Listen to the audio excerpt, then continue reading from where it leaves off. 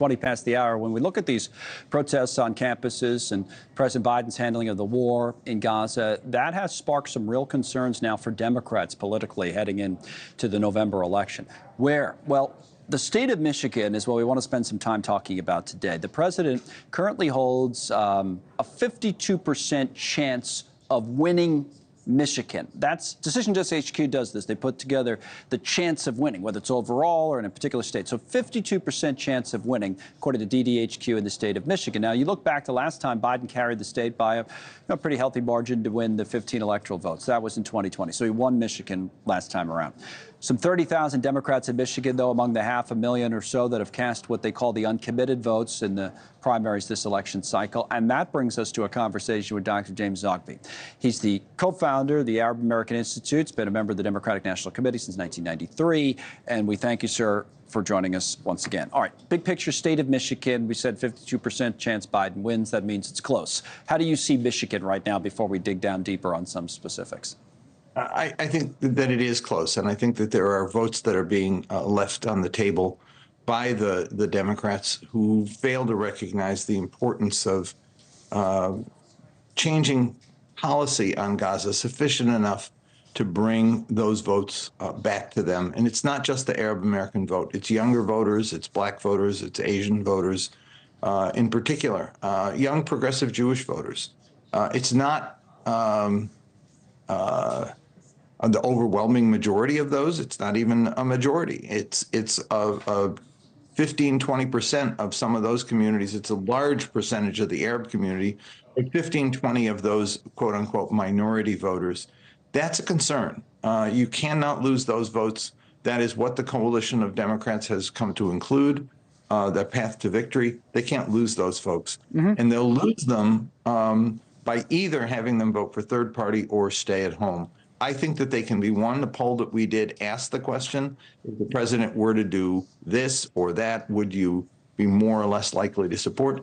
If he were to suspend arms, if he were to demand a ceasefire, if he were to take some action that showed concern, then there'd be a change. And 60% said they'd come back and vote Democrat. That is interesting. So they're not lost entirely. They still could be had, so to speak, by President Biden. Now, what about that issue of third party? There were some comments. Connell West has been on the show a number of times. I always ask him, what about Michigan, Dr. West? And, his campaign was saying that they're close to getting on the ballot there. What does that mean? What does Kennedy mean? If it's a very close race, especially Connell West, even if he gets a very little, you would assume those would be, liberals that would have normally voted for Biden. Again, 5% is a disaster for Democrats. Yeah. And that's where I think the White House, the campaign, the Democratic Party need to pay attention. These are votes that can be lost in Pennsylvania. They can be lost in Michigan. They can be lost in Virginia. There are a number of states where this will be the case. And I think it's a concern. Is it just West? Does Kennedy take from uncommitted type voters? Kennedy doesn't actually. Listen, in the polling that we did of Arab Americans, Kennedy does get about 10% of the Arab American vote. Look, not all Arab Americans are, of one mind on any issue, like any community, right? Of course, yeah. We have Arab American Democrats. We have Arab American Republicans. We have dissatisfaction with both candidates. We have incredibly low enthusiasm, only about 50% enthusiastic about the election at all.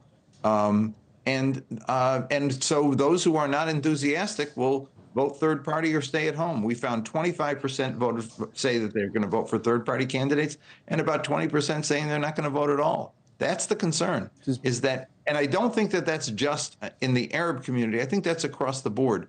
When polling is being done and they're taking the likelies or the leans and they're putting them in the column, that's not appropriate right now. I mean, right now, what you have to look at is who are the people who are just not absolutely excited about this election. They're the ones who are going to make the difference. There are diehard Democrats, there are diehard Republicans, and there's a whole lot of people out there who say, I just don't care about this. A lot of people.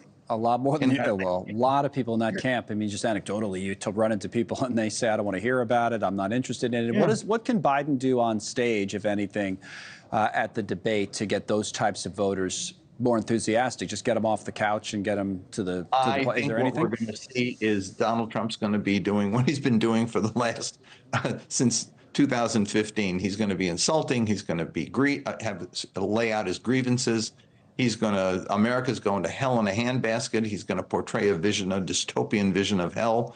And the president has to have a very concrete message of change. And it can't be the kind of detail that is found in the White House policy documents on Bidenomics. He's got to talk directly to voters like he did in the State of Union message. Right. And You're changing from yourself, though, isn't that? That's kind of tough from an incumbent, for an incumbent, Connell, or? He did it in the State of the Union message. It was very compelling. He can do it again. Thanks so much for watching. Just go to joinnn.com to find News Nation on your television provider. And don't forget to click the red subscribe button below to get more of News Nation's fact-driven, unbiased coverage.